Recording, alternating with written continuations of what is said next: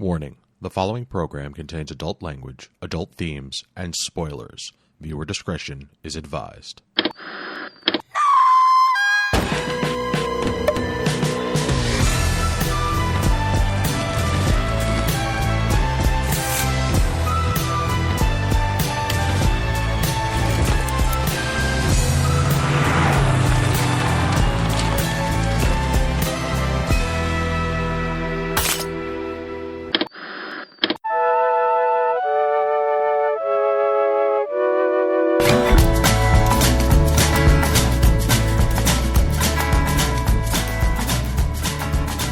Good evening and welcome to this week's episode of This Week's Episode. I am your host, Evan Goldstein. With me as always is the bear-friendly reporter, Angie Fernot. The town I left behind like a perfectly timed elevator fart. Know-it-all nemesis, Karen Randazzo. Ah, my Trinas! And sociopathic imaginary friend, Kris Randazzo. John Hamm is Chris Maloney as Commissioner Gordon. We're here on this week's episode to talk television. It was my pick this month. I chose Grimsburg, Season 1, Episode 1, the pilot. But before we get into that, here's your weekly reminder that you can get in touch with us at mail@geekade.com. Tell us what you've been watching. Tell us what we should be watching. Specifically, I want a good cartoon. I have been on a cartoon kick as of late, and I want something that I haven't thought of. So reach out, hit us up at mail@geekade.com and let me know what you've been watching. Hey, gang. Hey. Hiya. Hello. So it's been, I think this is the quickest we've done recordings in a while. Like, I feel like we just spoke like 3 days ago, but it's been, 2 weeks, I guess? So 2 weeks, too least. long. I feel like, I mean, and it's, we're in the month, we're going to be in the month of May. We were just talking about May the 4th. Be with you. Be coming up next week. So, what have we been doing, guys? How have you been? I ordered a bunch of cable ties. Then they came in a big brick. Oh, wait, I remember you. So I remember listening to you talk to Dad about this on SAG, and the They're zeal still and on my zest desk, and I'm holding them now. that you were talking about cable management, number one, because I have an affinity for cable management myself, but I understand the joy because I got a very similar pack of Velcro cable ties that came all attached together. Right? I mean, they're a pain in the ass to pull apart as you're using them, but oh my god, they're just such wonderful things. Now, yours came in the square or the rectangular brick, correct? Yeah, because there's there's 4 different sizes. Okay. The last one that I got was in like a circle. So I could put it on almost like a dispenser because the ends, like the male end was attached to the female end so that you just pull it and break it off. Oh my god, I still have that spool of cable management. It's amazing. Yeah, if these were all the same size, a spool would make sense. But since they're 4 different sizes, I guess they just kind of geometrically fit them together in the most economic way possible. Yeah, that makes sense. It's quite lovely. I mean, but yeah, it's just sitting here on my desk, which is why it keeps coming up on every podcast I do, because then I just wind up picking it up, playing with it. Put the thing down. That's how it goes. That's what she said. Hey-o. So somebody had to inject something interesting into a conversation. Hey, these are very interesting. So hold on a second. Wait, is this no interesting idea. again? I just came back. What? My understanding is nobody listens to SAG for video games. It's for what they do, lawn maintenance, the irrational, the political stuff that Dan deals with. It's our claim to fame. Nonsense. Yuckity yucka nonsense. The Geekade claim to fame. All right then, Karen, what have you been watching? Wow. That was aggressive. That was super aggressive. I'm trying to defend you and your ideas there, Chris. So you know what makes that podcast popular? Talking about life. Fuck that. Karen, what are you watching? Well, in between the many shows I did this month, what did you got? How was our shows? Tell me what's going on. Good. I did South Jersey Geek Fest. It was my most successful show ever. Made me super happy. It was their 10th anniversary. It was a really great show. And then I did Lehigh Valley Comic Con, and it was completely average, but I traveled 2 hours to get to it. And so now I know. Gotta love traveling 2 hours for completely average. What a term. It was like I was texting or messaging with another vendor friend of mine, and he's like, shoot me a picture of what's going on there, because he was at a different show. And I picked my phone up as high as I could and just shot a picture of the crowd, and he's like, that's too big. That show's too big. That's why you're not making any money. I was like, yeah, you're probably right about that. So. like there are too many people there, or the space... There were like it's an 500 plus vendors. Oh yeah. Dang. Yeah. And it wasn't like, it wasn't like New York Comic Con. It was in friggin' Allentown. It was just wow. Yeah. And like the big guests were like, there was a woman from Knight Rider. Okay. And like 2 of the orphans from Annie who weren't Annie. Orphan 1 and Orphan 2 that no one cares about. Amazing. Like they had names. No, they didn't. No orphans had names in that movie other than Annie. It's right there in the title, Orphan Annie. And I'm getting ready for my art walk show on Saturday, which is one of my favorites, and it's in my backyard. And I don't know, I have a lot of stuff coming down the pike. I'm very busy and very excited. I'm working really hard. Heck yeah. I'm proud of you. Are you enjoying it? Yeah. Good. I wish I could do it full time. It's so frustrating. There's so many more things I would do. Mm-hmm. People are like, oh, can you make kits? I'm like, yeah, if I make kits, I don't have time to make any of my pieces that I'll sell, but yeah, I could make kits. What do you mean? What do you mean kits? Like buying... Like sell the pattern and all the materials to make the thing, and then people would make it themselves instead of buying it finished from me. Got you. I'm okay. Couldn't you requiring physical inventory and a lot and that okay, so together. That yeah, okay. Because like we just did a show and someone handed Angie a watercolor painting kit, and while I think that's adorable and like that seems like that's like they did. Wait, what are we talking about? It's the painting kit from I can't Monkey remember. Morgan. Is that her name? Creations. That was the axolotl. That's actually that was not a watercolor painting kit. That was a 3D model painting kit. Is there a 3D model in it? Yeah. So you get like a primed. It's almost like if you get like miniatures for D&D, but it was like a 3D printed Minecraft axolotl. It was super cute, and then we should take that out of the garage. Yeah, probably. I just thought it was like a generic watercolor kit because it borderline came in like a Happy Meal box. Yes, it did, and it was adorable. But yeah, I mean, she makes pretty good money on those, so like maybe there is something there, Karen.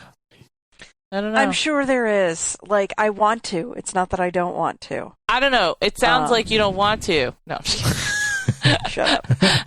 I do just have to shout out maybe my favorite thing that I've seen at a show so far this season is at this Allentown show. I have to shout out these 2 people who will never hear this. They were cosplaying as Ted Lasso and Coach Beard. Awesome. And, like, nice. I saw them at the table next to me, and I was like, oh, they're coming here next. And then I looked down and I looked up, and they went, like, across the aisle from me, and I was like, oh no, are they going to skip my table? And so they were looking at stuff, and one of them looked up, and I, like, waved, and I was like, oh, Coach Beard, love your outfit. So they both came over, and they gave me a little green army man. Because I knew who they were. Aww. That was my favorite thing that happened. And you reminded me of that we were talking about our more obscure pieces that don't sell and how if somebody gets it, you might as well just give it to them. Yep. Yeah. So, in that vein, I got a free Green Army man that made me happy. That is super cute, though, and I love it. And I have really...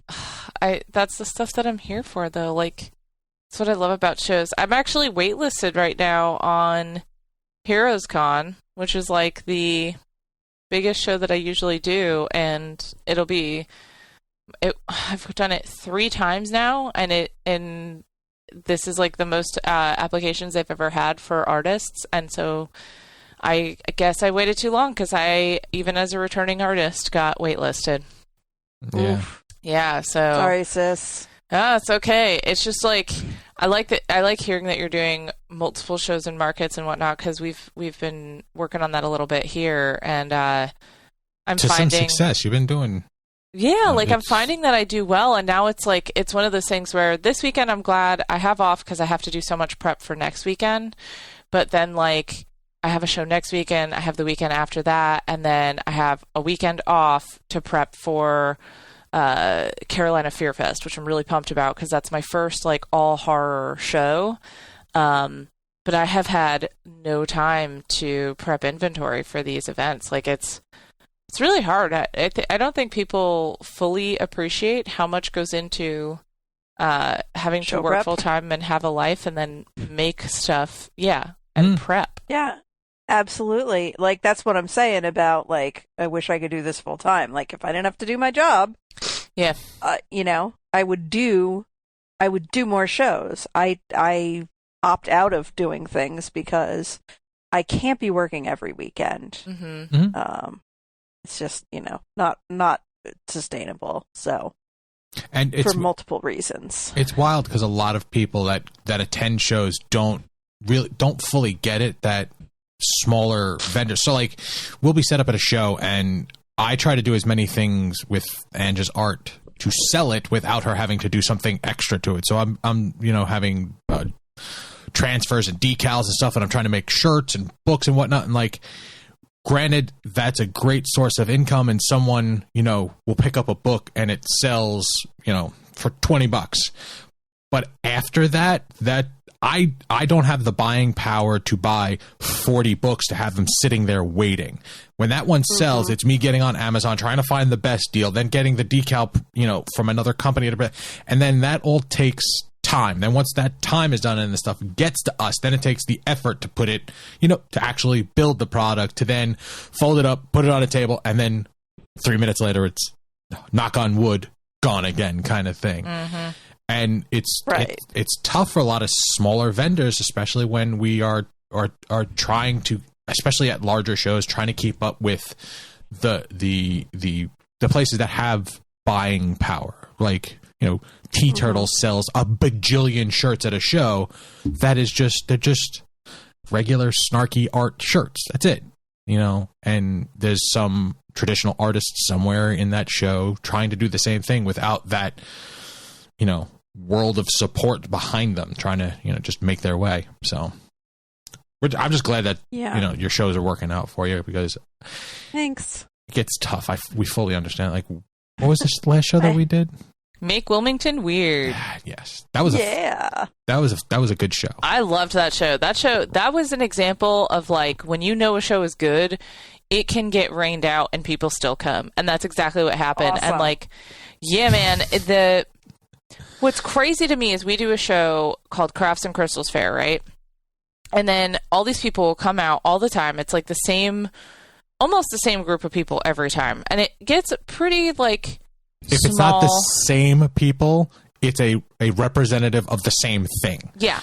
But we'll get, I think on average, maybe like 300 people come through the show, right? So like, not a ton, but we still do well. We make money. Like, we have a good time. We love the vendors there. We love the people who come through. We love supporting the show. So we continue to, attend and do the best we can. It helps that it's 10 minutes from home. Yes, I will do that show always, probably because of that.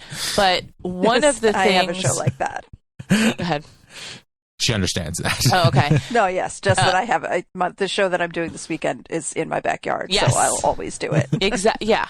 And so we have this show, right? But then Make Wilmington Weird, all these people came out for this show.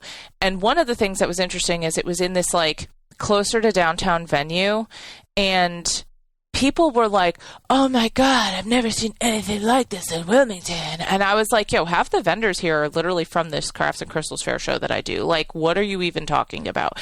And it's just so funny how, like, the name of the show and who represented the show made a difference in how the show was perceived, received, and like there were just some slight differences. Like they had a fire spinner, they had glass blowing, like those are things that wouldn't typically happen at Crafts and Crystals because it's an entirely indoor venue, and like it does change the vibe a little bit. But I mean, it really was so similar, and I was like, how do people not? Well, it's on the other side of town, honey. I know. This it's is crazy. We were down at the pretentious side of the tracks where everybody's like, "Oh my God." I don't know, man. The people coming out to that show were freaking weirdos, and I loved it. They were my people. It was great. Where at one point in time, there was a fire spinner, and I guess there was I want to say fire dancer because there was very little spinning involved. She was just waving fans of fire in her face. I'm like, she's gonna hurt herself. She was new. She was so cute. Badly. Did you see? There was a point where she was inside because we were just inside the building, and they have these big garage doors that open up so that you can like kind of access from inside and outside. And there was like a fire spinner, she was like the fire dancer who came inside and was just using these little LED lights. Mm-hmm. And it was so cute. It was like something out of a storybook, but like warped because there were just little kids with their hands, like their little hands tucked under their chins, and then like sitting on the floor and like cross-legged and like just kind of staring up at her, mesmerized. And I was like, normally you see this in like Christmas books, and here we are like watching her. Like it was just so surreal and adorable and hilarious all at the same time. And I was like, this is literally why I do shows like this.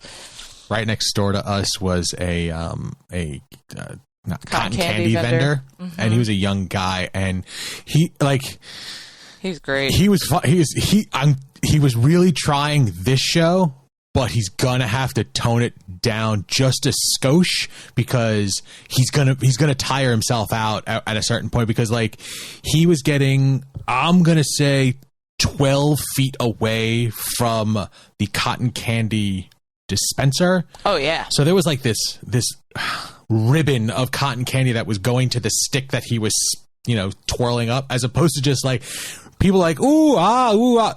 Just give me the candy. Just give me the giant fuzzy bowl of sugar. Y'all, he gave us a stick of cotton candy that was like half the size of my body. I'm not exaggerating. Yeah, it was probably about 18 to It was like Marge Simpson's hair. Yeah, it was gigantic.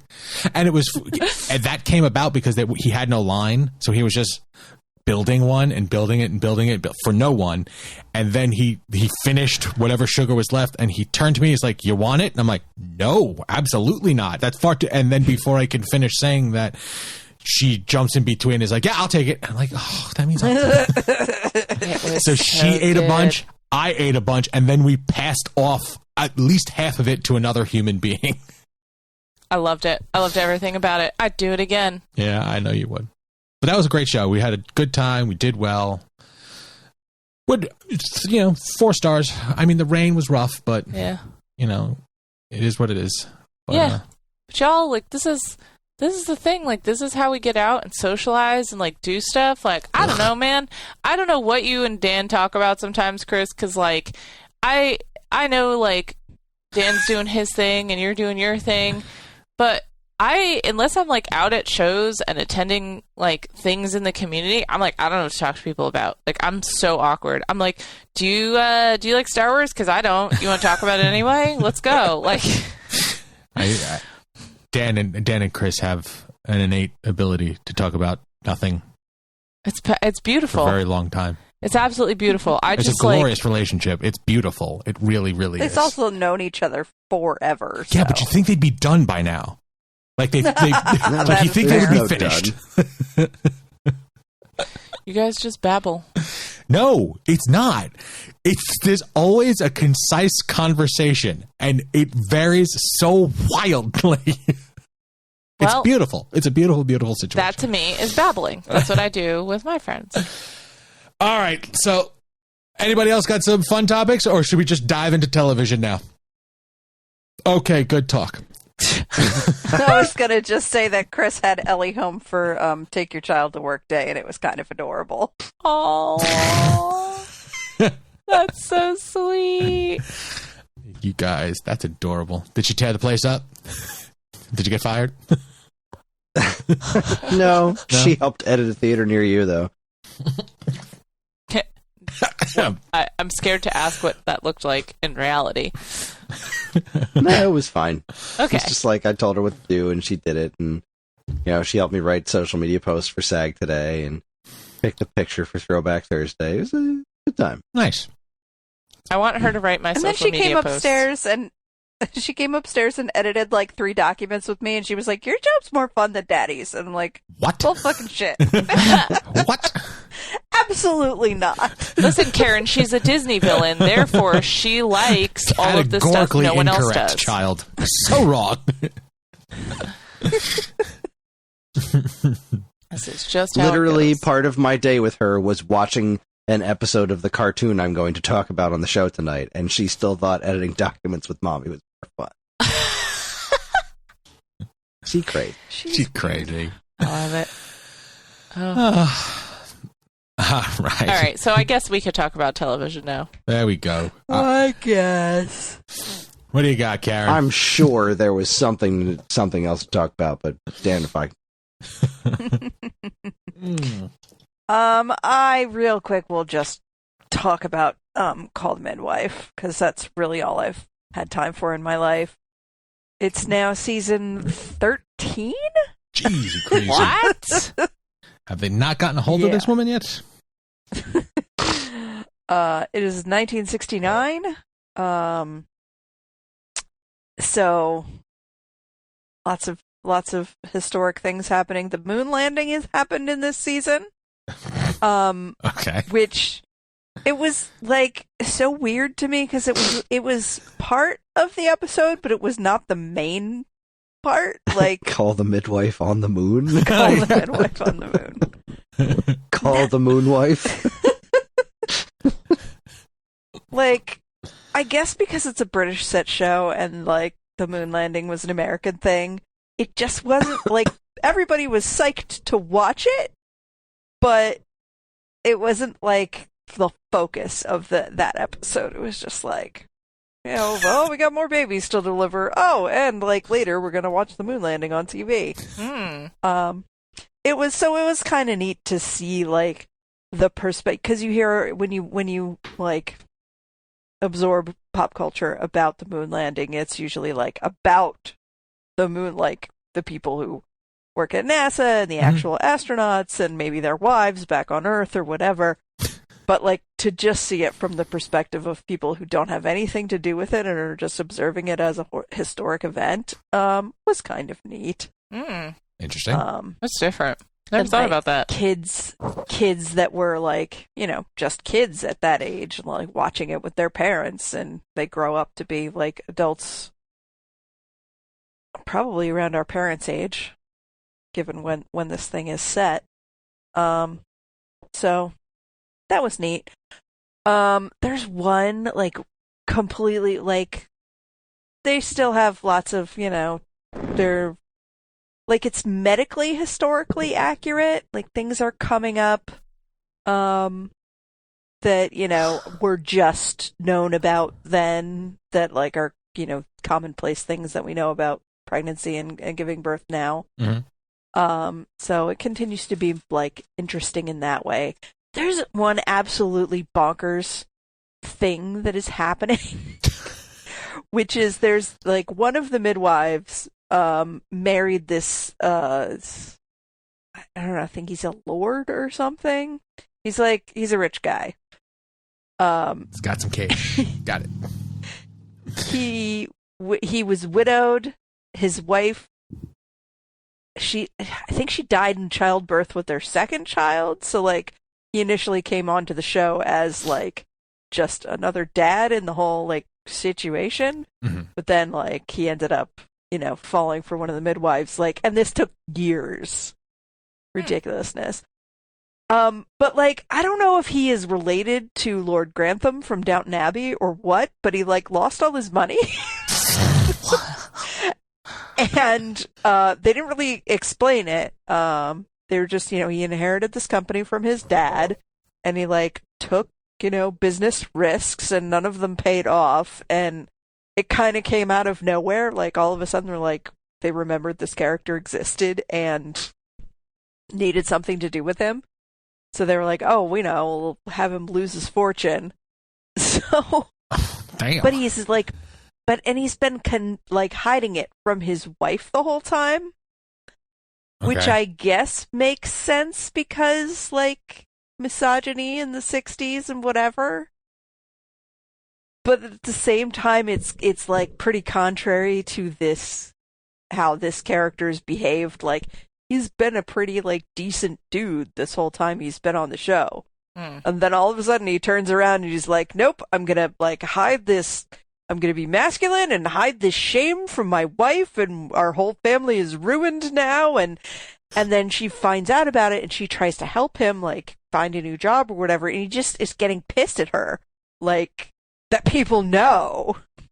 Wow. Like, how dare you? And yeah, and he's getting mad at her for like shopping all the time when she didn't know that they didn't have any money. It's really bothering me. Like, what is wrong with this guy? So I don't know if there's any other Call the Midwife fans out there on the Discord or whatever, because I always forget Discord exists. But if you are out there, what the fuck is going on with Matthew is my question. Well, okay, wait. Is it possible, like, did you look up, like, who's writing the episodes? Like, did they have a change in writing staff? It's possible. I did not do that or think of that. Oh, well, there you go. There's a path of exploration, maybe. I don't know. Possibility for why. Yeah, it's possible. I don't know. I don't know. It's really making me. Maybe it's not as out of character as I think, but I don't know. The other thing is, I don't know if I've been desensitized from so many seasons of it, but like, I used to weep openly at this show every week. Like, people would be having babies, and I'd just be like, oh my god, the miracle of life is so beautiful. Oh, she almost died, but then she didn't, or like whatever sad, sappy, sweet bullshit they put in there. I am no longer like that. Like, I just don't cry every week, and I don't know whether it's like being that far removed from like having my own babies, or my medications having been adjusted over the years. Your heart is hardened. It's fine. It happens to the best of us. Yeah, it's just, I don't care about these damn babies anymore. There was one thing that made me almost, that did make me cry. They almost killed one of the like main, like this side character, but he's been on the show like the whole time, and I was like, don't you kill Fred. If you kill Fred, I will freaking riot. They didn't kill Fred, you guys. Spoiler alert. Right. It aired a couple of weeks ago. It's not a spoiler. Fred has been saved. They almost killed Fred, and I was just like, gonna riot. Well, I'm glad that they didn't. I will say, I don't know who Fred is. Yeah, well, Karen cares, and therefore I care. There it is. Nice. You're welcome. He's a sweet older guy who like did the maintenance for the nuns in the whatever convent where they, base the midwife business out of. And he's also married to this woman that runs a local business, and they adopted this like adult son who has Down syndrome. And he's just like the sweetest guy. And like, he was doing something and he got a cut on his hand and it got infected and he didn't take care of it and he almost died. Oh, like, damn. Don't you do that to Fred. He does not deserve it. Aww. Okay, so now context. Yeah, I could see. Aww. Yeah. So wait, can I go next on my show? Yeah, go ahead. Okay. Yeah. So I feel like this is an interesting segue because you're saying like you really don't feel anything about certain aspects, at least of the show. Like, you're watching it, I still feel like maybe you enjoy it at least a little bit. Oh no, I love the show. It just doesn't make me sob anymore like it used to. So I had a moment that I almost rewound and made Evan watch on the show that I've been watching again because I went back to watching Outlander. I just realized that, like, it wasn't, I don't know, like, it seems as though we've come to a point where we're close enough to the end, and I had gotten so far in the journey, and, like, maybe I'd taken enough of a break from it that now I would go back and reconnect. Well, what actually happened is I forgot half the shit that happened on the show. So now there's, like, all this stuff with these characters that's going on, and, like, Claire and Jamie are the two main characters, as a reminder to anyone else who, you know, probably doesn't give a shit. But, like, all of these characters around them over time that hadn't been introduced have died. Like, we're at the point in the show where, like, almost no one from their original circle is either on the show or alive, like whether it's because they were left behind in Scotland because the Jamie and Claire had traveled to America and set up in North Carolina, or it's because, like, yeah, they did. And it was just, like, kind of this crazy return to the show where there was stuff going on, and I was like, who is this person? Why does this matter? Am I supposed to care about what's happening here?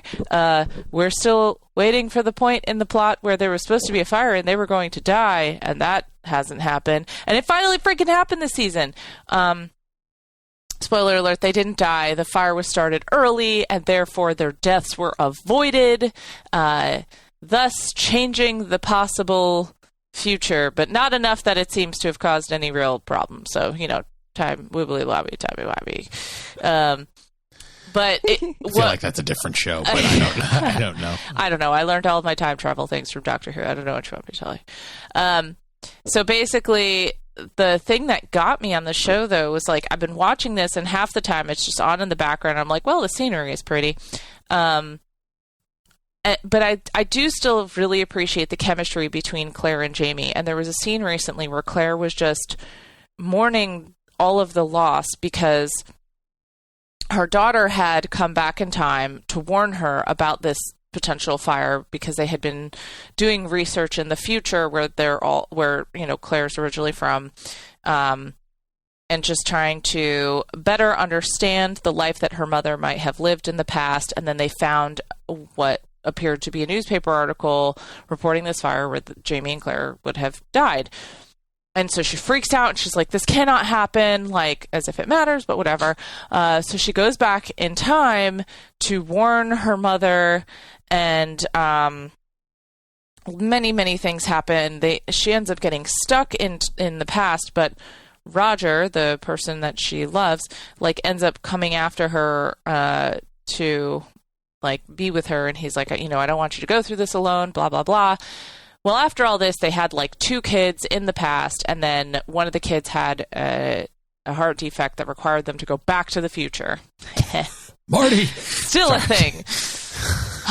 So they return, and Claire is just devastated, as one can imagine, because at this point in the story, it's not likely that they're going to see each other again. So this could be a permanent farewell. And this woman just had to say goodbye to her daughter, her son-in-law, and her 2 grandbabies. And, like, I can only imagine that would be incredibly devastating, because it's not like they just moved. Like, they literally went through time. So this whole process happens, and she's sitting in bed with Jamie, and she just had this moment where she, like, didn't know what to feel, and she had experienced some other trauma recently, so she wanted to have, like, an intimate moment with him, and then just, like, couldn't do it, and she just starts sobbing, and he did, like, the sweetest thing. Like, he just kind of pulled her into his lap, and then he held her, and he was like, feel what you need to feel and mourn the loss of everyone we've lost, and I'll be here when you're ready. And I was just like, damn, like, he just made so much space for her in that moment. And I just felt like it was really wonderful, thoughtful writing that showed this, like, beautiful relationship between them. And, like, another thing that kind of demonstrates, like, what intimacy looks like in a long-term relationship and a beautiful marriage.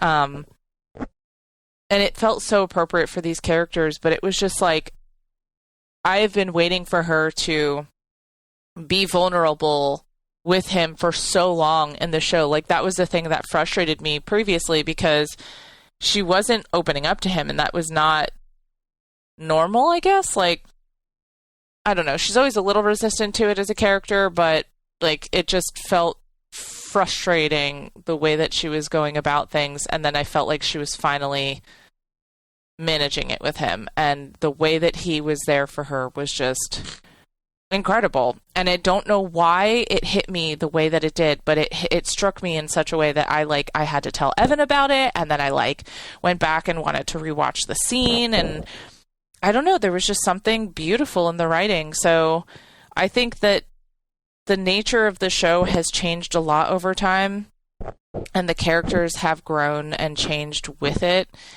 and that I'm appreciating it in a new way, because I'm not going into the show anymore asking it to be what it was. I'm just kind of here for what it is.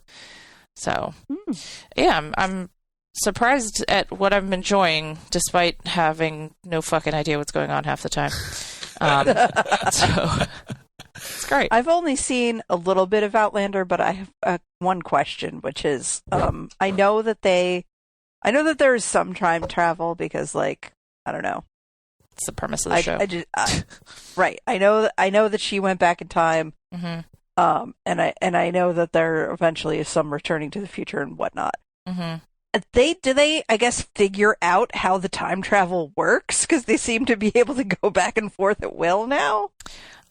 Sort of. So the reason why I said that she might not see her daughter again is because basically there are these, like, mini Stonehenges is the best way I could put it. They're like these vertical stone structures in the ground that,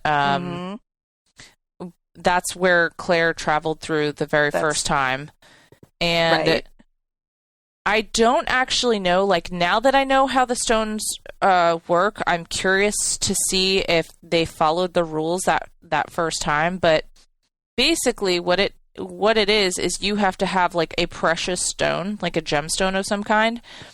And then you go to the stones and you have to, there's a thing where, like, people who are affected by them can basically hear almost like a humming or a sound that comes from them. Mm-hmm. And so it's almost like a frequency that only certain people can hear. And those are the people who end up being the travelers. And Claire and her daughter and son-in-law obviously are able to.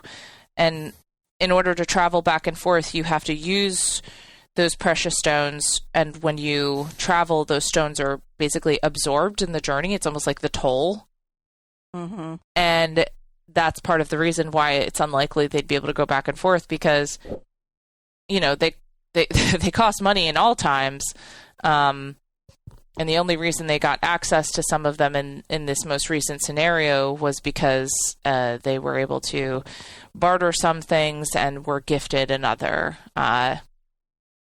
But so the time travel is possible. It's just difficult. Yes. It's not like, you know, they can go back and forth whenever they want. Okay, got it. Yes. What's funny is I popped in while she was watching one, and the scene that I came in on, shockingly, was not a sex scene. First time ever. They were in the process of melting down gold and turning it into musket balls. And I don't know what balls. I don't know gold balls. What the previous part of that story was, but it turns out what I gathered in context is that they did this in the past. They put it in a little treasure chest, hid it so that their kids in the future can find it. They left them a note. Now I bounce back in, and it's the kids reading the letter from the parents saying, "Hey,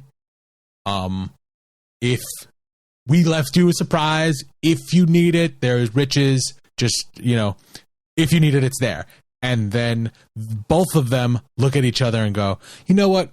Let's just leave it. It's going to be fine. We're good. We don't need it."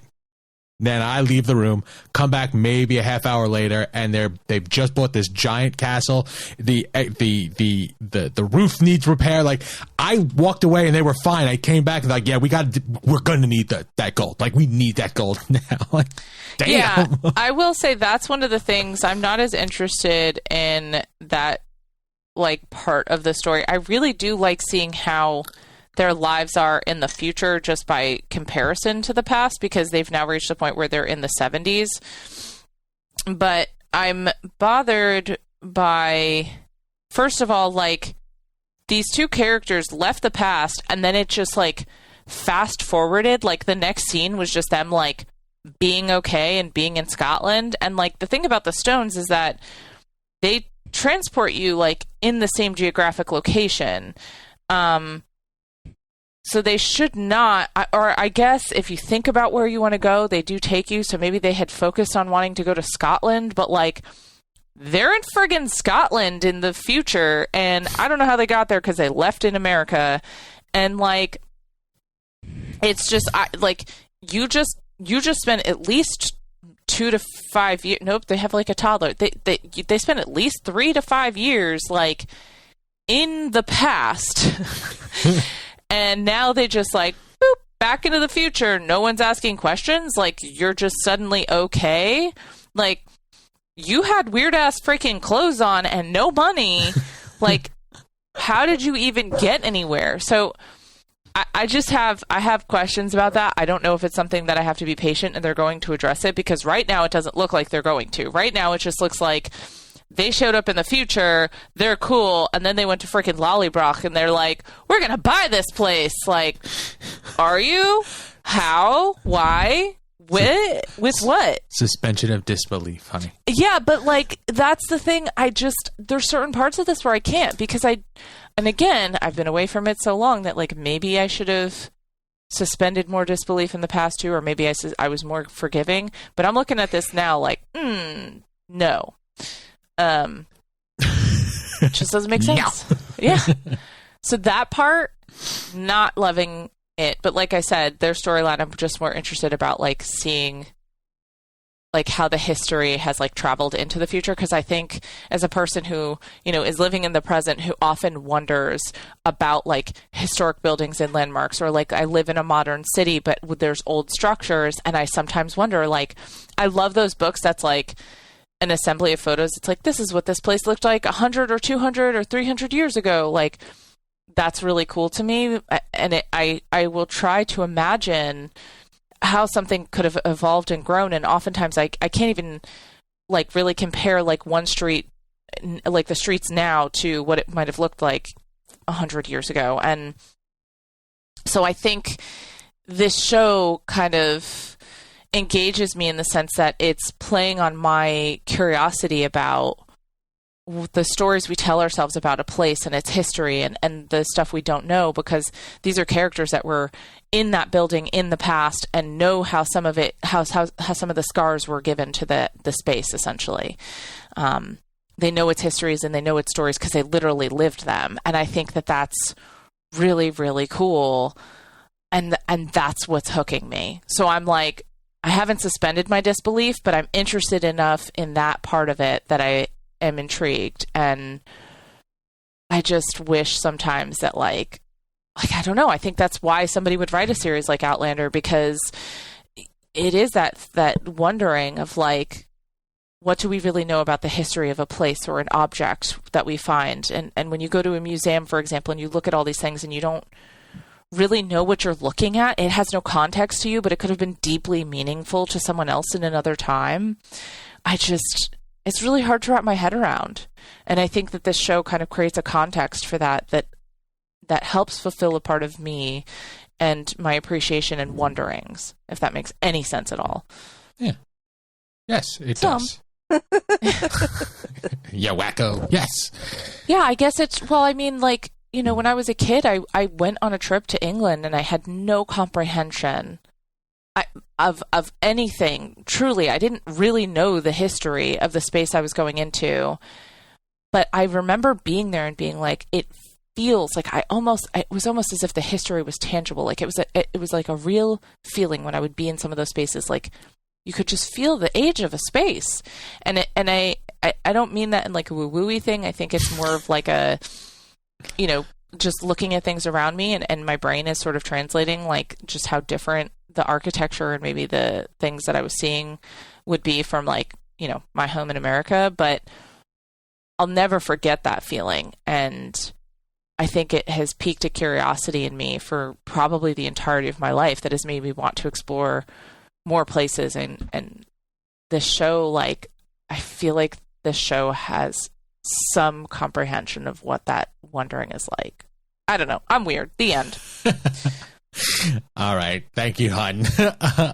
Kris, I'm going to go real quick because I'm going to be talking about something old as well. And I know you're talking about something new. I'm going to go real quick because I've been watching, I've been trying to rewatch X-Men the Animated Series because I want to watch 97 and have it mean something to me. So the show, as we all know, is amazing. What I did not realize, so as I'm watching this, it's on in the, like, I'm watching with half an eye because I'm working as it's on in the background, and it's a heavy show. Like they deal with a lot of really intense things. But I acquire things via nefarious means, and they are on my Plex. Now, apparently, the Plex labels them title-wise in a slightly different order than the files that I got, and it has flipped and flopped a bunch of things. So every once in a while, as I'm working, listening to it, going, wow, this is such a great show. Wait a minute. I feel like I'm missing something, or this is out of order, or so I'm giving you heads up. If you decide to rewatch, I'm in the process of fixing all of that. But I would be rewatching on Disney Plus. Okay, good. Have they done a high res version of it yet, or is it still I don't know. I watched a couple episodes on my phone. Okay, but that was on my phone. I couldn't tell if it would look good on a big TV. But with the popularity of 97, I can't imagine that they're not going to up-res it, because right now, like, DVD quality is the highest out there, or like 480p. But as I'm watching this show, it's bringing back so many wonderful memories of that time, like watching it like real time back in the 90s.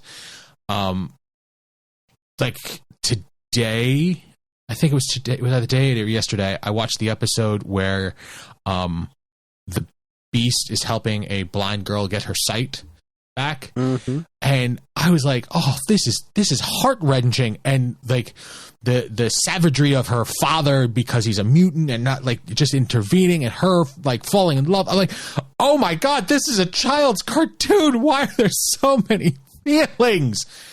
And I remembered it's because it was a 90s children's cartoon and we were raised differently. Yeah, it still looks like DVD quality on Disney Plus. Yeah, it hasn't been remastered.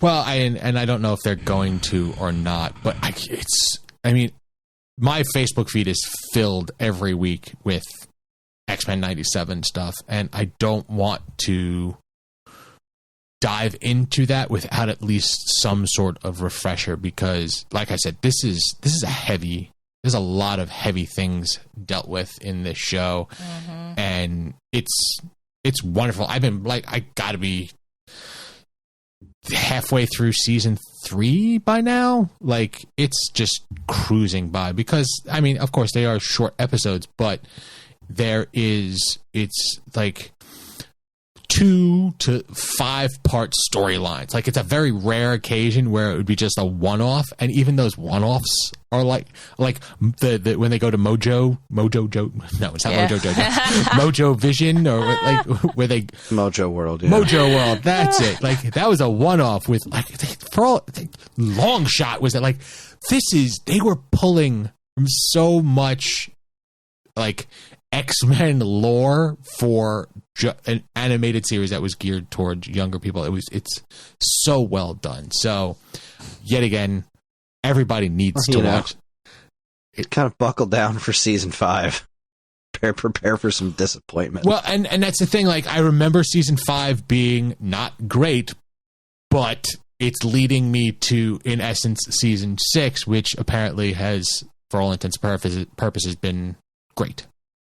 So yeah, it's phenomenal. I was going to mention it again this week, real quick, just because this most recent episode was pretty fun. But yeah, I started rewatching. Before 97, I started like just kind of booting up the first series and was just quoting it line for line. I was like, yeah, I'm not ready to do this yet. I still know this show too well. Dang. Just have the whole thing memorized. I watched this so many times as a kid. I had all the VHS tapes, and I just, specifically seasons 1 and 2, were just like, knocked my socks off. And like, yeah, they do deal with heavy stuff, but like, man, this show is melodramatic. Like, extremely melodramatic. That's what that's what you gotta love in a good cartoon, is melodrama. Yes. I think it shaped me as a person and probably explains a little bit about who I am today. I mean, it's a very valid point. Very valid. So yeah, season 5's a shit show, but the new X-Men 97 really cleans things up quite a bit. I mean, obviously it does. Everything that happened in season 5 is canon. Mm-hmm. It definitely picks up right after that laid down, but oh boy. Just looking at the episode listings, I was like, oh man, Fifth Horseman, Jubilee's Fairy Tale Theater. This was rough. And it's funny because they had the by the title of the episode, you could sort of guess what's going to happen. Like, I don't know, that end of season 4, there's an episode called Xavier Remembers, and I feel like that's just a flashback episode. I feel like in a cartoon, they're going to give me a flash, and I'm okay with that. I'll watch it. It's going to be good for me. Highlight reel. Yeah. But 10 out of 10. I can't get enough of this show. It's such a it's like a warm hug again, because I haven't seen it in a very long time. So there's that. So that's it. Remembers. Kris. I'm trying to remember if that Xavier Remembers was I don't remember there being a clip show. What season was that in? It's episode 16 of season 4. See? So it's after the 4-part storyline of Beyond Good and Evil, the holiday episode of Have Yourself a Morlock Little Xmas. See, Disney Plus doesn't have that listed there. Xavier Remembers. Oh, it's episode 5. See, and that's the thing. Like, for season 4. Yeah, according to Disney Plus, it's episode 5 of season 4. See, so episodes 4 and 5 are Proteus, parts 1 and 2. So, that's weird. That was the problem. I have a Proteus. Oh wow, yeah, that's yeah. I was like, this comes right after Sanctuary parts 1 and 2, and right before Courage. What is it? So it's in the listing that I have. It's One Man's Worth, Courage, Proteus, Sanctuary, Beyond Good and Evil, and then a bunch of one-offs. Wow. No, this goes Juggernaut Returns, Deal with the Devil, Sanctuary Part 1, Part 2, then Xavier Remembers. I'd say, and that's the thing with dealing with... okay, so you got one listing for Disney Plus. I know Plex servers have another listing of episode titles. I have a program that adds titles to the metadata for the files. That has another listing. So, if I don't have Facebook, or not Facebook, YouTube open to give me this is minutes 4 through 5, so I can title it up. I'm just guessing right now at what I'm watching. So right now I'm curious what IMDb says. Let's see. IMDb for season 4. Yeah, it looks like the IMDb is listing them in air date. Okay. That is One Man's Worth 1 and 2, Courage, Proteus 1 and 2, Sanctuary 1 and 2, Beyond Good and Evil parts 1, 2, and 3, 4. Yep. Warlock Christmas Load. Yeah. Okay, so this you're going by air date. I wonder why they're in this order on Disney Plus. I wonder if this was some sort of intended storyline order instead of air date order. Well, I mean, and I would hope not, because the beginning of every episode, Previously everyone on X-Men gives you an in-depth previously on. Yeah. Very interesting. So that's what I've been watching. So, Chris, what do you got? Wait, before you tell us, Chris, I have a quick side question. Okay. Do you think Lothcats have buttholes like regular cats? I'm going to say yes. Okay. All right. There will be context soon. Oh, Christ. I can't confirm, but since cat is in the title, I have to assume yes. Hey, listen, you're the star whore, okay? I'm just here. Fair Asking enough. questions, learning things. Cat butts. Cat butts. All day, every day. Mm-hmm. Anyway, you were saying? Let's see. There was obviously X-Men 97 I look forward to every week, followed by the continued comforting mediocrity of The Bad Batch, which I haven't even watched this week's episode yet because I just can't be fucking bothered. But no, I wanted to talk about a show called Sandland. I asked Evan to get for me. Sandland is the last original anime project from Akira Toriyama before he passed. I've watched the first 2 episodes, and it's pretty neat. It's a very pretty show. It's just wonderfully animated. I saw this style of animation in the most recent Dragon Ball Z movie that they had out in theaters, which was really cool. And it's like a weird, you know what it is? It's the Marvel the Marvel What If animation if it was good. Oh, That doesn't make sense. What? How? It's because you apply Akira Toriyama's art direction to it, and like that style of animation where it's like hand drawn, but it's all very CG. Like it's clearly CG, but all the textures and stuff were hand drawn in the first place. Kind of, it's very weird. But the show's gorgeous. It's really, really nice to look at. It's about this. They've been pretty scant with details thus far. It's we're in this desert world where there's demons and then there's humans, and obviously they don't get along, but there's no water, and there's some sort of evil piece of shit king who's like selling water, and this demon prince gives these kids some water, and the sheriff of the local town is just like, wait a sec. What if demons aren't bad guys? This demon just gave a kid some water. They can't be evil. So they needed some help getting through the desert to try to find this oasis. And he went over to the demon land, and they were like, yeah, sure, we'll help. So they went and they hop into this car, and then they're traveling across the desert trying to find an oasis. And they discover that the king is hoarding all the water, which is why there's no water anywhere. Because like it won't even rain. Like there's just like you have to buy water from the king because like clearly no water's even evaporating to turn into clouds. So like people are effed without anything.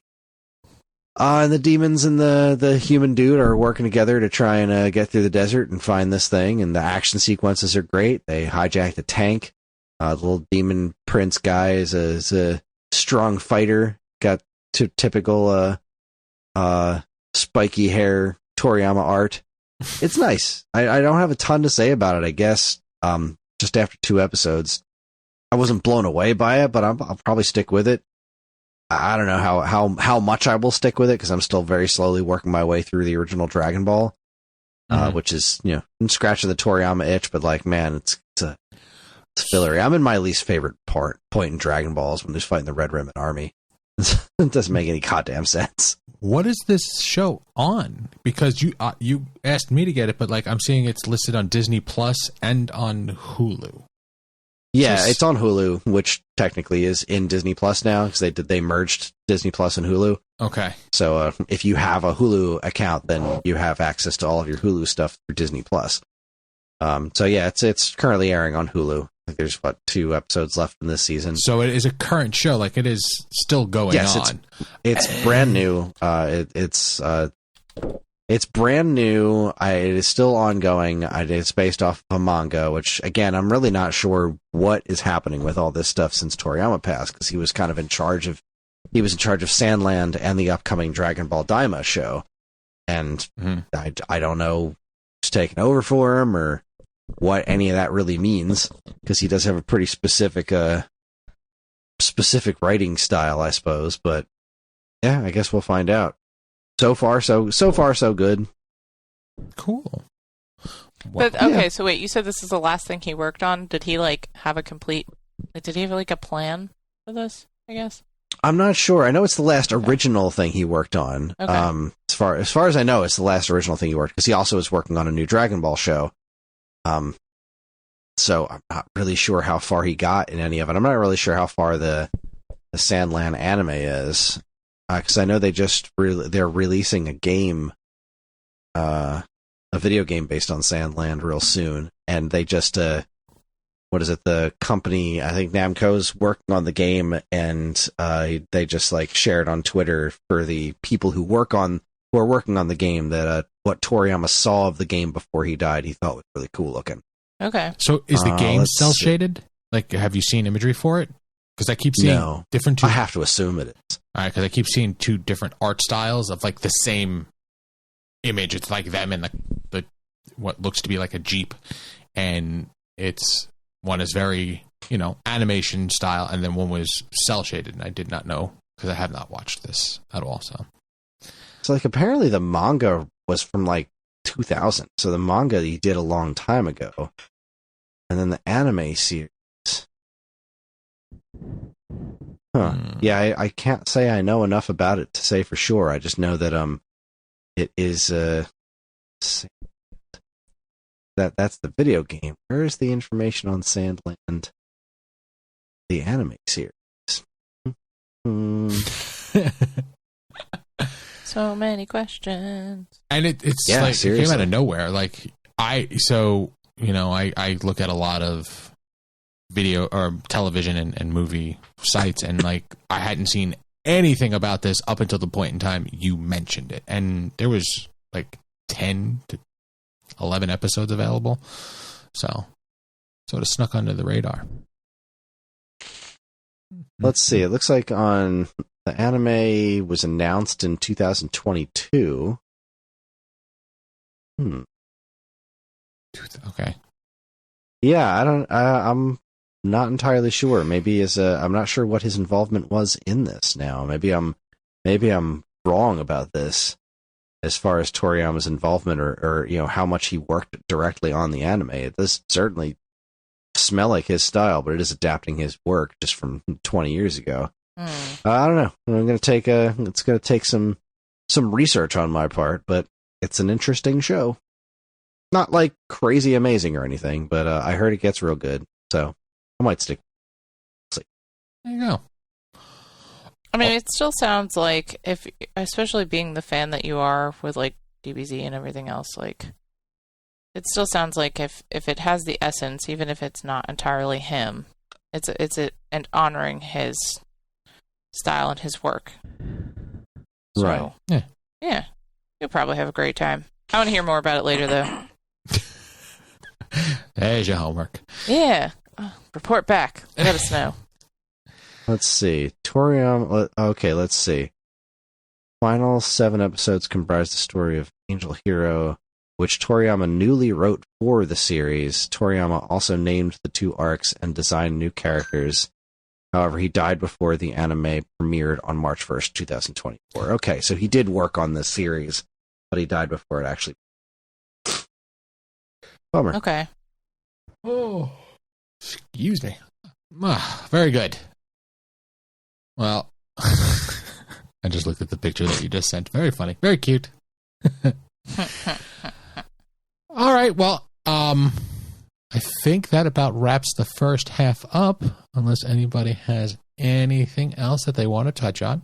cat butts. Karen and I watched the new Roadhouse movie, and it was great. Oh my It god, was outstanding. Yeah, it was amazing. I don't understand why there was any hate for that movie. It was exactly what it's supposed to be. It just must have been from before anybody had seen it, because how dare you remake Roadhouse? And then they were like, well, because of this. And I said, okay. I do have one question about the movie, which is I don't understand how a man like Conor McGregor, with the kind of physique he has, was able during filming to subsist on a diet of scenery alone. Yes. Well, but clearly he did. Yeah, not an actor. No, not an actor at all. It didn't matter. It didn't matter one fucking bit. It really made it didn't. better. It didn't ruin the movie, but it was very distracting how unbelievably bad at that he was. It's like, you needed to make this guy quiet. You needed to take away all of his lines. I'm not talking like Ronda Rousey in the Fast and Furious movies bad, but like not that far from it. Yeah. I think his character would have been raised a little bit if he was a mute. I think he's misunderstood. So we watched that. What's the Scottish accent? That's what makes him misunderstood. We watched that movie as well, but before we actually watched that, I made my wife watch the scene from Family Guy of Peter kicking everything and going Roadhouse over and over and over again. It led us right into the watching of that movie, so that every time you hear the word Roadhouse, you think Roadhouse. So, yeah, that was a fun trip. That was a fun movie. Had a good time with that one. Kick your problems prior away. to us, I also watched The Flash, and it fucking sucked. Yeah, that was not a good We movie. talked about that on Stone Age Gamer, but I will say again, Dan was full of shit when he was saying that gratuitous bullshit scene at the end with the floaty balls of scenes from ghoulishly reanimated corpses. No, it makes sense and it's respectful. It's done. No, it's fucking not. He said that? Unnecessary.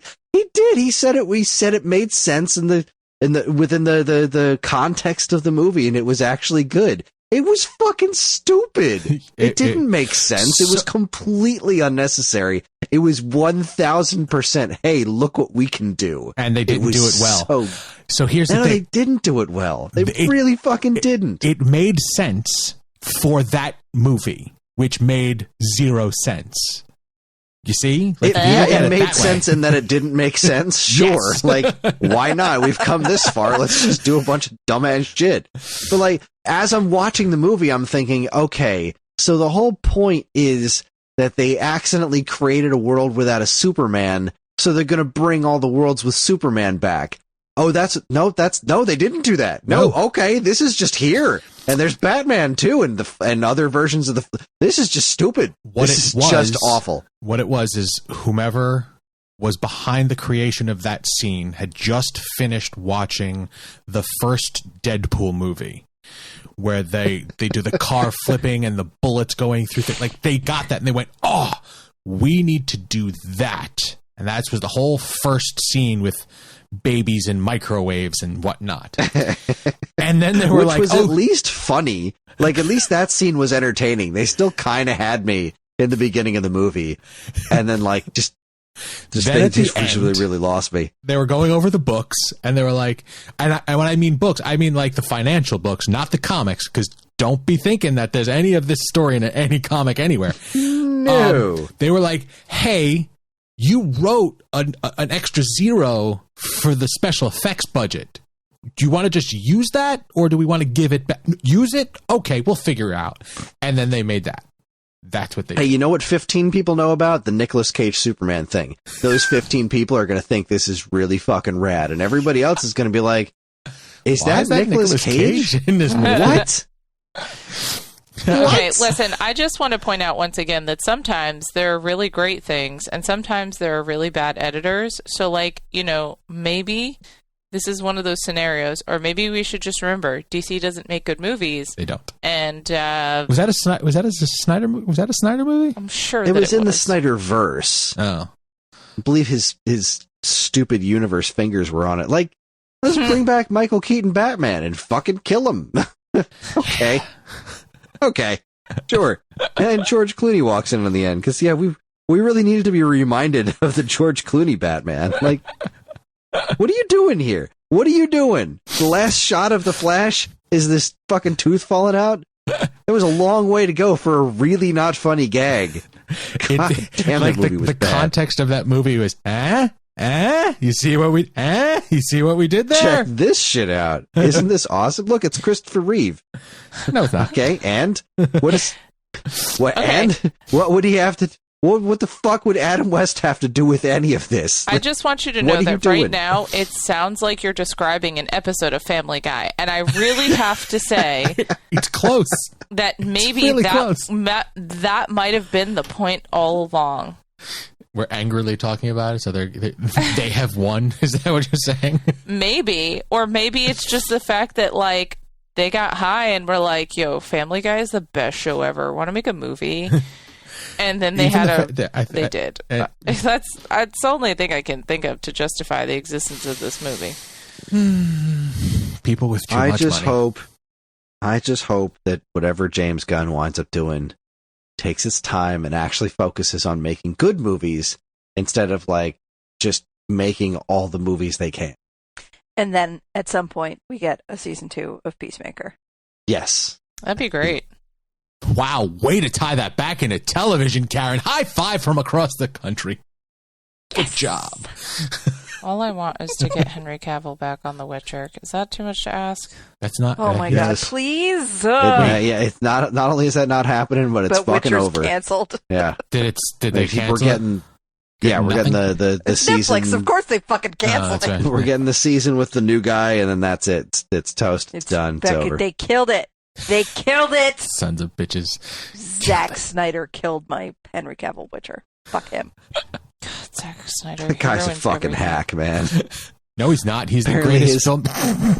Apparently, his Star Wars ripoff shit is so bad. Like the second one is just getting Yeah, Rebel Moon. even the fans of the first one are like, I don't know about this second one.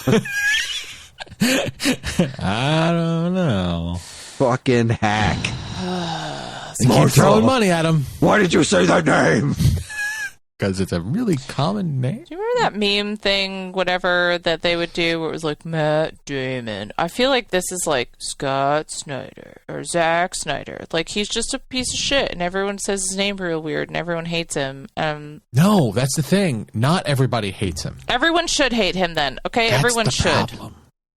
A lot of people. It's the same people that like hate Star Wars now, and like it's so funny because I was watching this wonderful interview with George Lucas because they hold him up as this messiah of like, no, he would never have let this happen. Disney ruined Star Wars. George- It's like, the fuck are you watching? Yeah. Like, and we was in this interview. He was talking about it was before he made the sale. Like these so-called fans that want Star Wars to be, fucking Terminator.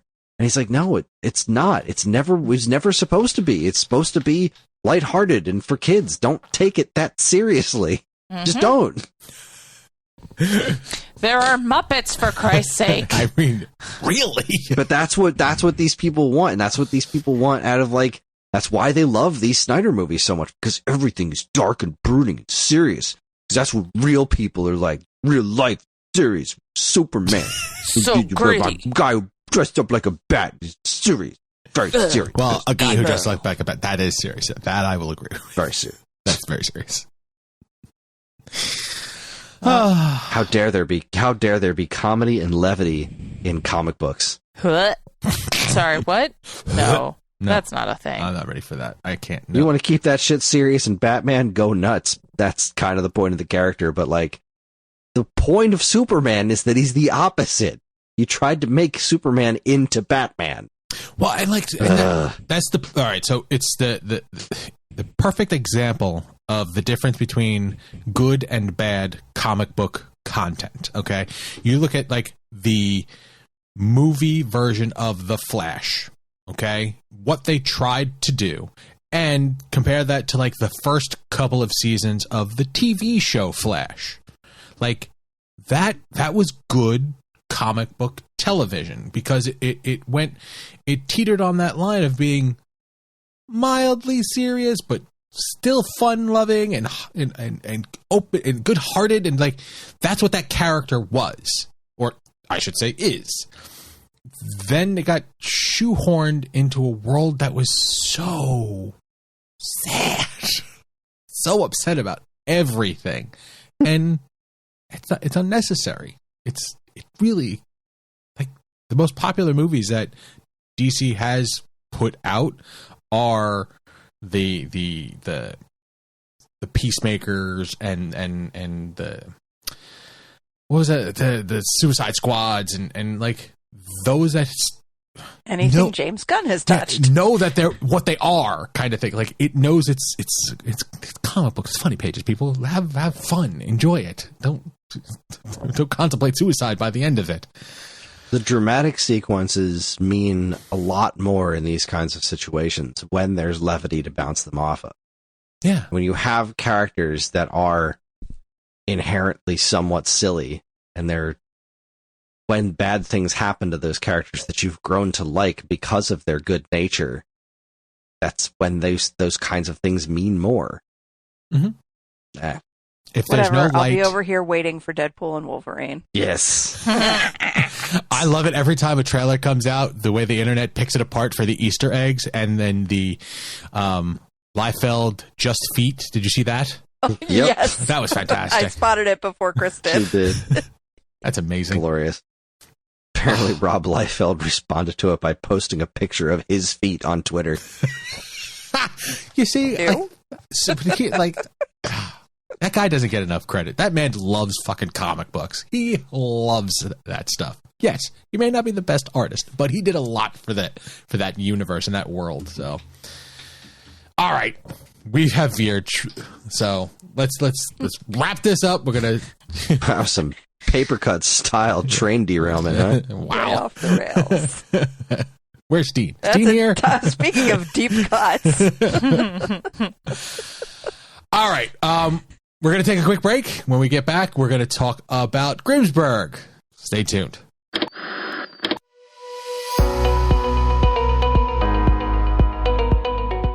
Hi, everyone. Chris here. Podcast listening is free, but podcast creation is not. That's why the Geekade Patreon exists. In an effort to help us pay the bills, we've got a Patreon page set up where you can gain access to our monthly podcast topic schedule, get early access to many of our shows, and more. If you'd like to help support Geekade and keep these shows running week after week, head over to the Geekade Patreon page, linked in the show notes of this very podcast.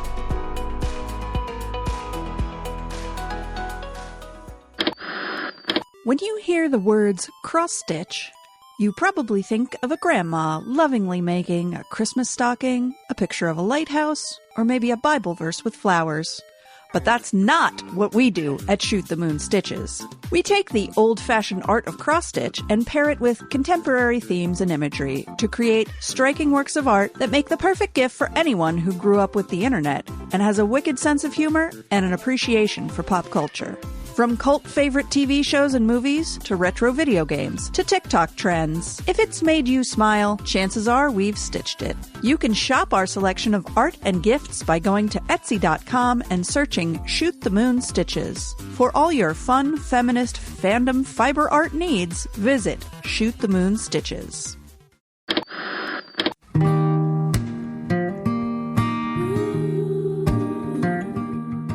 We are Safe at Home, the leading dog rescue in the heart of New Jersey. Are you searching for a loyal companion, a dog that will bring love and joy to your home? Look no further than Safe at Home. At Safe at Home, we believe in giving every dog a second chance. We rescue, rehabilitate, and find loving forever homes for dogs in need, right here in the Garden State. Our dogs are ready to make a lasting impact on your life. Each one has a unique story, a wagging tail, and an incredible capacity for love. When you adopt from Safe at Home, you're not just gaining a pet, you're becoming a part of our family. Our dedicated team ensures a seamless adoption process, providing ongoing support and guidance. With New Jersey's beautiful parks, beaches, and trails, you and your new furry friend will have endless opportunities for adventures and cherished memories. Safe at Home relies on the support of compassionate individuals like you. Your donations and volunteer work enable us to continue saving lives and finding forever homes for these amazing dogs. Join us in creating a safer, happier community for dogs in New Jersey. Together we can make a difference and give every dog the chance to feel safe at home.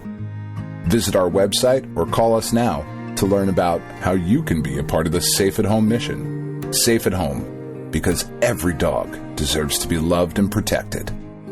www.safeathomerescue.org.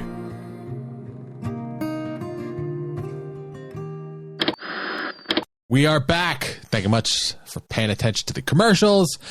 Let's talk about Grimsburg. It was my pick this month. I happened to come across this in my, trolling of the torrent world, and I saw the fact that it's John Hamm and Alan Tudyk voicing cartoon characters. So I'm like, I'm on board. So I chose for the homework a show called Grimsburg, Season 1, Episode 1, the pilot. Grimsburg is about Marvin Flute, who might be the greatest detective ever. And he has one mystery still left that he can't crack. His family. He will follow every lead. He's got to redeem himself with his ex-wife and that he never stopped loving. So that is a really weak description of what this show is. Season 1, the first episode is about Marvin Flute getting called back to duty. Marvin Flute being voiced by the John Hamm. He is tasked to find a killer that has gone into the town of Grimsburg, where he was from. He was kicked off of the police force.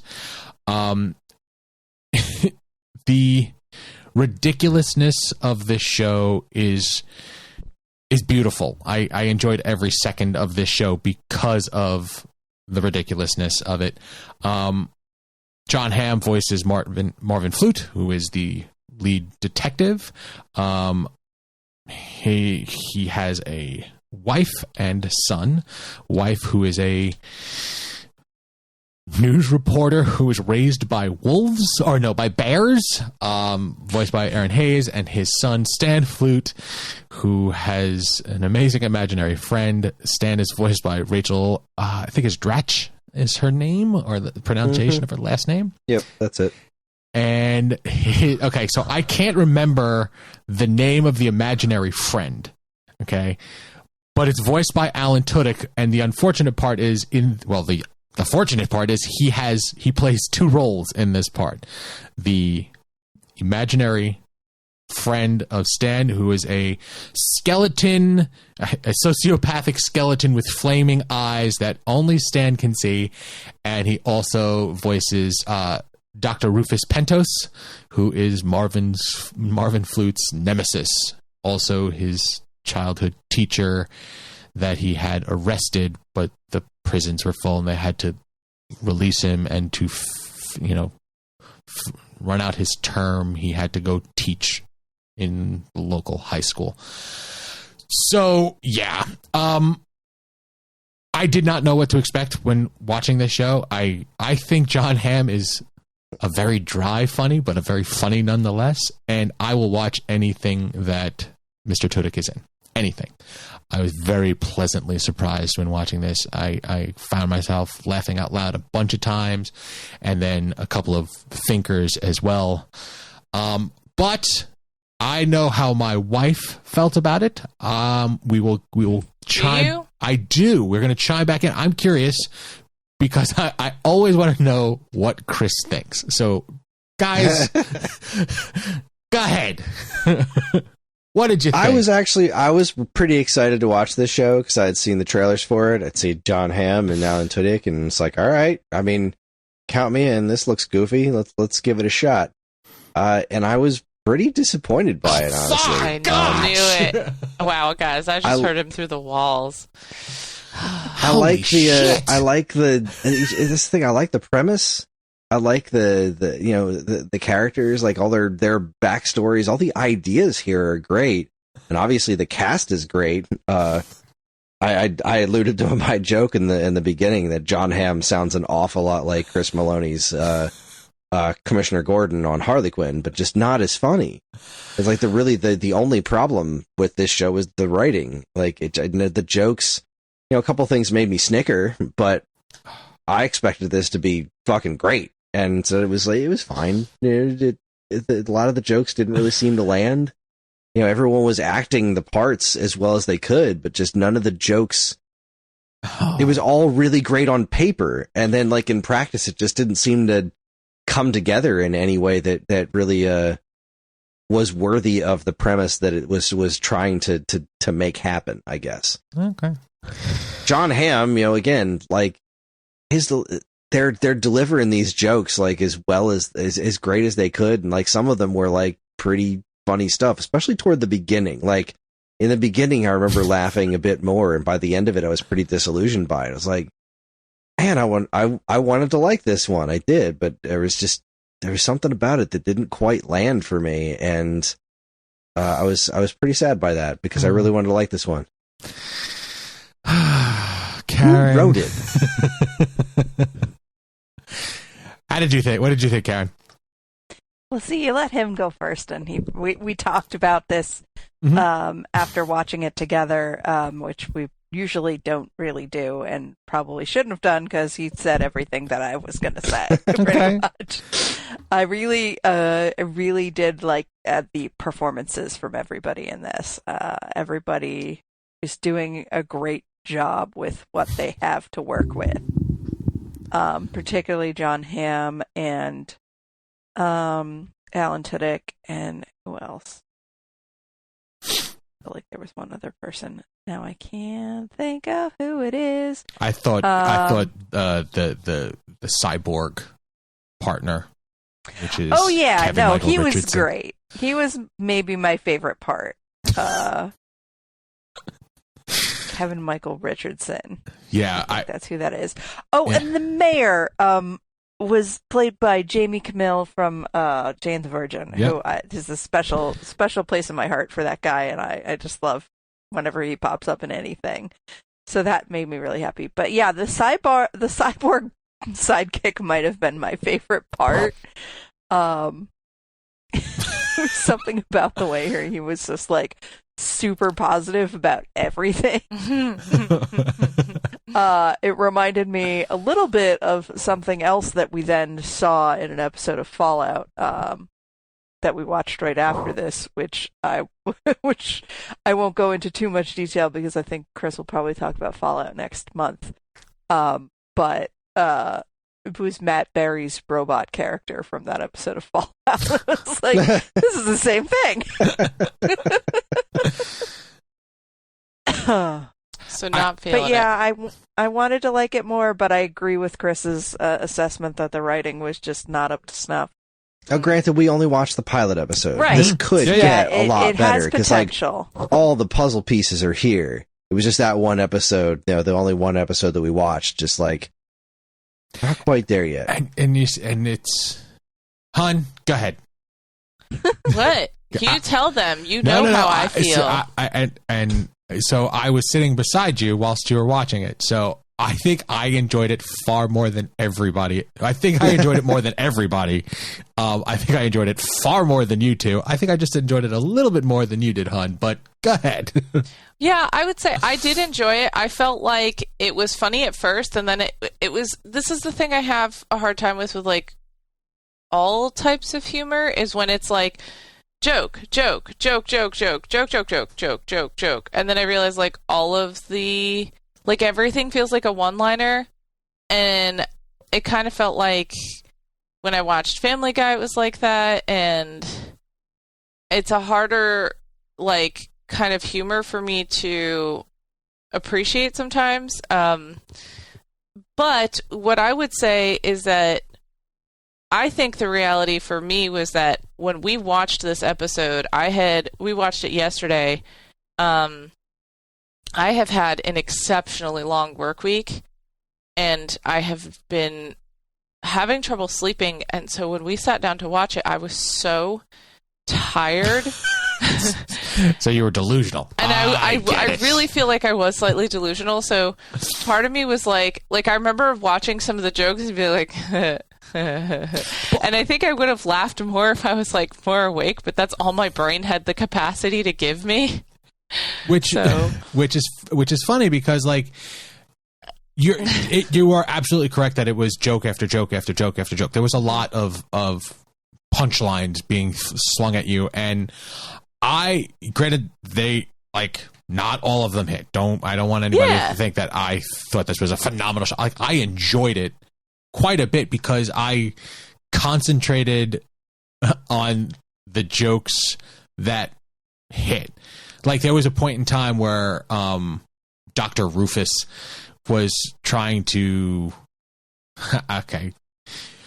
be sneaky about how he's helping Marvin Flute, and a student's parent interjects and is talking about how she doesn't like the fact that her child feels triggered if it has to read in the front of the class. Like he's pushing her out of the classroom so that he could switch the lights off and be mysterious again. And then that scene wraps up. At the very end of it, he goes outside to talk to, in essence, the angry parent that is sitting out there waiting for him. Like I saw that, and that made me laugh because I thought that was just a throwaway bit. They wrapped it up at the end. Mm-hmm. I really enjoyed all of the parts with Alan. I really did. I find him so absurdly funny. The son was okay. I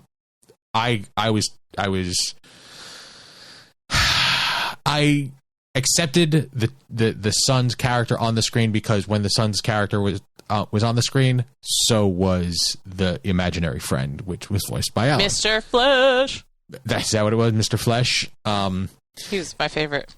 Yeah, it's like, and it was like I said, it was ridiculous. That character was wacko. Yeah. It was over the top. All of the characters that show up in the show, there's something ridiculous about them, but it's just levels or degrees. Like the chief of police is a flat earther, and that is pivotal because it's part of the like he decodes all the clues because she doesn't believe in recycling, and like the beat hits like, yeah, like they're asking you to spend more money on something that's already used. It's a scam. Like that joke was just slid in a litany of other jokes. So I can understand why when she spun the flat globe and everybody stopped and looked at it. That's just funny. That was fun. There were definitely. I didn't hate the show. I was just disappointed by it because I wanted to love it. Instead, I just thought it was fine. That's all. Mm-hmm. There were a lot of recognizable voices in it too that I thought was nice. And oddly, like I recognized most of them from outside of animation.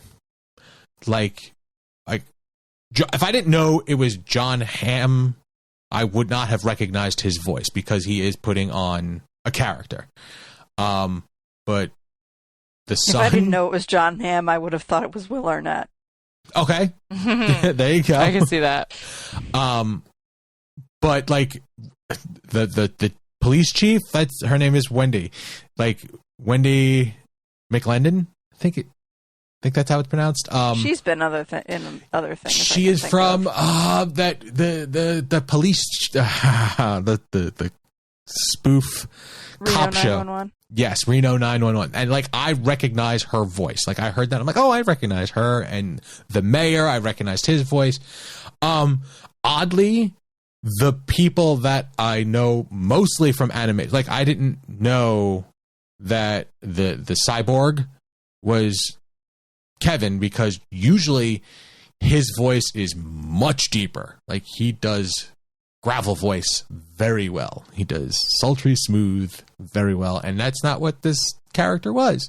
He was silly and upbeat, and like it's interesting how the voice he put to that character.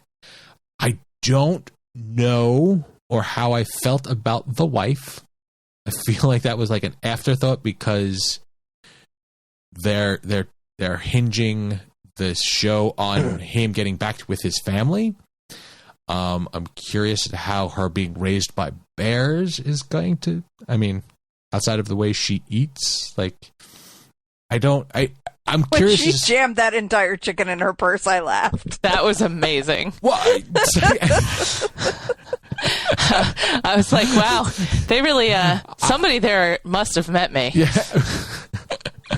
I'm more than just a woman who was raised by bears. She's like, oh, I'm sorry, I didn't mean to offend you. I was raised by bears. I think I could take it. Yeah.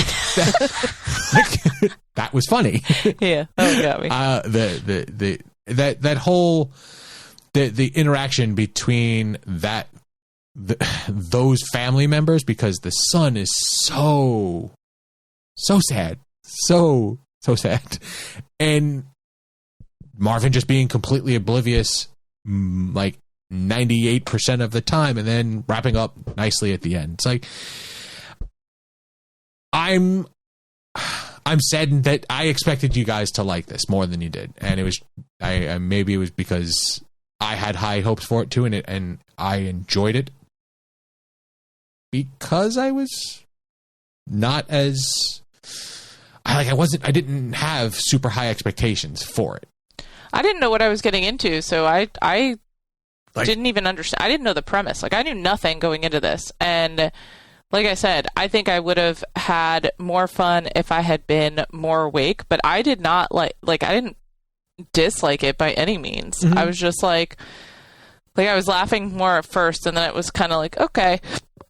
But I peopled so much yesterday, and I just think that at some point it breaks my brain. So I would like to watch more episodes and see how I feel going forward. I did watch it twice. Like, I watched the episode, like a week and a half ago, Mm-hmm. and then I watched it again last night. And there were points in time where I stopped it and then laughed because, like there are so many jokes that there were some that I missed the first time through.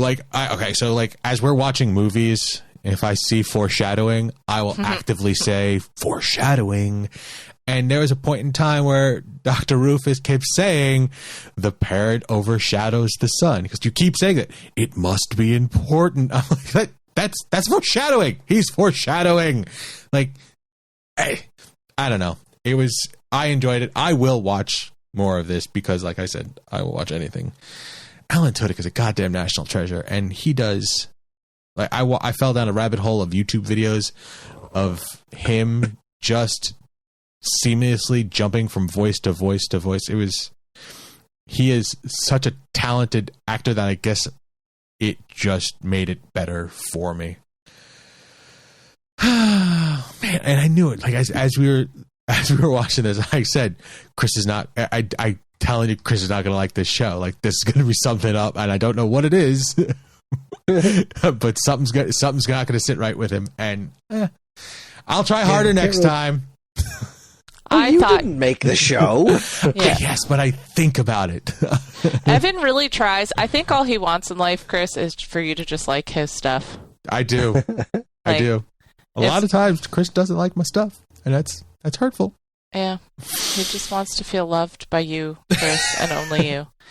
Validate his existence, please, and thank you. Okay. Look, I mean, not everything can be the cinematic masterpiece that was War of the Worlds. I mean, it's just the way it is. I mean, nobody is saying that, set Kris. the bar. Whoa, easy, okay? Longest car ride ever. God, I hate that movie.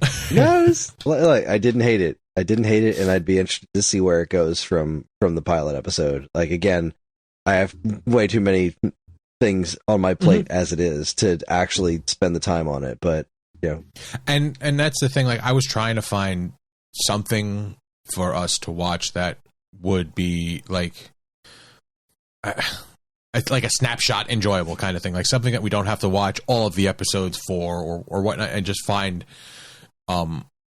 like quick enjoyment from it. And I looked at the cast and I figured, like, this could be something, especially if it's an episodical cartoon, because a lot of times now all of the stuff that is new is deep watching. Like, you have to watch. If you like it, there is a lot to, even if you're slightly interested in it, there's a lot to watch. There's no more episodical television anymore. And like, that makes it, I don't know if it makes it harder for them to make quality content, because it used to be like, all we have to do is worry about, making a good 22 minutes or a good 45 minutes. And now we have to Shorzy. What's that? Shorzy. That's Canadians. They got that shit figured out. And even still, there is a through line. Oh, there's an absolute through line, but you don't need to watch. This is like Letterkenny. You don't need to watch every episode in order. That's a fantastic Letterkenny example. and Shorzy. There you go. Fantastic examples. And I want more of that, because it's hard to dedicate. I want to watch Fallout. I want to. I know that there's 6 episodes. I know if I watch and like the first, 8. Is there 8 now? Okay, there's 8. If I watch and like the first one, I'm gonna have to watch the other 7. That's just gonna have to happen. Yeah, I will say that's a thing. You and I had talked about, I want to watch the show Shogun, and I hadn't started it yet, and it feels like such a daunting task right now to jump into a new show, because I have so much to do every day, and I feel slightly overwhelmed. And then I feel on top of that, there's so much television, and I'm behind on all of it. And some of it is really good television that I'm excited to watch. We started watching, the new season of Ghosts had come out. We started watching that. We loved it. We were enjoying the episodes. There was absolutely nothing wrong with it. Dropped it. Didn't even go back to it. Well, Completely forgot about it. That, and I will defend this when there was a big break in between episode 4 and 5. Yeah. But that is another one that's a lot of fun, and it's borderline episodical, but there is still a heavy through line. But I watch a show called Not Dead Yet, which is a cute. I love that show. It's a cute show, and it's not heavy, and there's not there is no serious time investment. It's a thing of the week kind of show. Yeah. But I watched Tracker because I did nothing. I'm not dedicated to it, so I don't have to really watch it. And it's a few and far between for shows that you can watch 45 minutes of and say, I'm good. That's it. I don't have to watch the rest of it. Or I enjoyed that shit. Let's watch the next one. Yeah, I think because that's of the enjoyment, difference. not of necessity, kind of thing. Right. But you're looking for stuff that you can just pick up and put down, and you have, which is interesting to me because you have more time to watch television right now, and I'm over here let me watch things that have deep and compelling storylines that really take concentration and time, and I'm going to take a 6 to 8 month, maybe a year hiatus and go back to it, and who the fuck are those characters? I don't know why I'm like this. But also, it makes me wonder, how did we ever watch television in the past? Just curious. I've been watching 90s recap shows, when they talk about the decade that is the 90s, and at least 1 to 2 episodes of every one of those shows is about must-see TV. Everyone. And that was a life that we all lived. Everyone on this podcast, that it was most of the time it was Thursday nights. That was you had to be there to watch, whether it be Friends or Seinfeld or what, that was a thing. And then the Family Friday shows where everything from not Home Improvement, the Full House line of shows, that was all those stereotypical white funny families, and that's not a thing anymore. Those were disposable television. You didn't have to watch it all. When you sat down, you enjoyed it, but you sat down to watch it because you enjoyed it. You felt the necessity to it, not it was because of enjoyment, not because of storyline, or because it's 15 episodes that just released in one clump, and now I have to watch Shogun that I know is phenomenal. I know it is. I have no doubts in my mind, but I don't have like the emotional bandwidth to watch that much heavy television. Too many feelings. Evan can't handle it. Listen, I get upset watching half an episode of The Daily Show. Like it's no lie. Like I'll watch the Jon Stewart episode. That's it. The rest of the week, I don't care who it is. So you're special. Yeah, I try.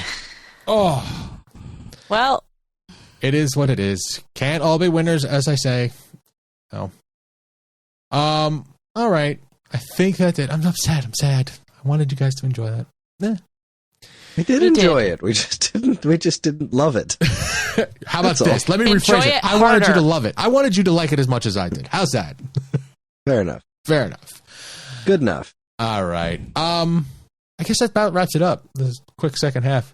Whenever we don't like it. Well, yeah, but what about Chris? What about Chris? Chris has his spiel. Whenever he's ready. Well, this week's episode isn't filmed before a live studio audience, but it is fueled by feedback from listeners like you, and you can get in touch with us in a multitude of ways. We have an official Geekade Discord, where there's an entire This Week's Episode channel dedicated to all things TV talk, and of course, the regular Geekade social media accounts linked to in the show notes. The four of us can be found in various ways. You can read my work at StoneAgeGamer.com and in the pages of Nintendo Force magazine. Karen, where can people find you? Check me out at STM Stitches on Facebook, Instagram, Etsy, and TikTok. Angie, where can people find you? You can find me at www.angelafernot.com. And Evan, what about you? TalesOfCapeFear.com. Check it out. If you need to know more about the shows we discussed tonight or what we'll be watching in the future, have a look at our show notes. If you have any other questions at all, we can always be reached at mail@geekade.com. Just include the words of this week's episode in the subject line so we know who you're trying to reach. This show is available anywhere fine podcasts are sold, including Apple Podcasts, Spotify, YouTube, and more. And wherever you decide to listen, please like, comment, subscribe, leave reviews, because any and all feedback is welcome and appreciated. Again, as always, keep your eyes on Geekade for fresh, original content. Evan, back to you. All right, Chris, it's your turn. What is our homework? Well, our homework is going to be fucking Fallout, guys. You! I knew it. I'm not mad about it. Oh, boy. Yeah, I mean, look, I'm going to say technically Season 1, Episode 1, but you're not wrong. You're going to want to watch Have you watched any of it yet? We're not all of it yet. We're 4 episodes in, and it's fucking fascinating. And I don't know shit about the video games. Okay. I know like some tangential information because I've sold the video games. Like, I know that there's something called Brotherhood of Steel. I know there's a game called New Vegas. Like, I know what a Pip-Boy is. Like, just the very basics just from existing in the world of video games. But I have never played a Fallout game. I've never been interested in playing a Fallout game. What's that? The outfit looks familiar. Exactly. The outfit looks familiar. But what you need to know is that the show stars Walt Goggins, and that's all I needed to be sold on it. So, yeah, no, we're 4 episodes in. I'm utterly fascinated by it. It's a really good show. But I'll save that for next time. It's funny. I had seen something. I'm gonna guess on a Facebook page somewhere. It was a gentleman saying, "Hey, for all you guys out there who don't think you're attractive enough to find yourself a girl, there are thousands of girls out there right now writing fanfic about a noseless Goggins. So there's hope for everybody." I saw something similar to that too. Yeah, it's an experience. I don't want to say anything more, but that's what we should watch. I'd like to talk about the season if possible, but at the very least, we'll cover Season 1, Episode 1. Go. All right. Very good. There's your homework. Fallout, Season 1, Episode 1, Season 1 in its entirety. God dang it. All right. From all of us here at this week's episode, I'm Evan. I'm Angie. I'm Karen. I'm John Hamm. Good night. And this concludes our broadcast day.